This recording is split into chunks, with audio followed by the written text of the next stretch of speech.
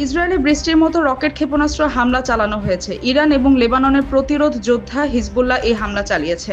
এতে ইসরায়েলের বিভিন্ন এলাকাকে নিশানা করা হয়েছে। বৃহস্পতিবার ইরান ইন্টারন্যাশনাল ও টাইমস অফ ইসরায়েলের এক প্রতিবেদনে এ তথ্য জানানো হয়েছে।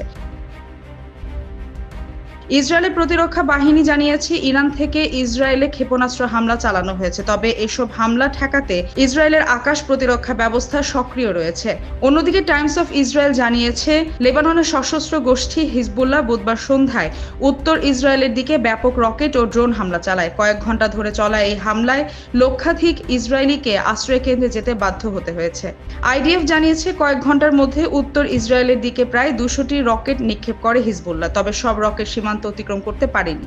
এর মধ্যে বেশ কিছু রকেট বিভিন্ন লক্ষ্যবস্তুতে আঘাত এনেছে। এতে এসব স্থাপনার বেশ ক্ষয়ক্ষতি হয়েছে। এছাড়া হামলায় অন্তত 2 জন আহত হয়েছেন।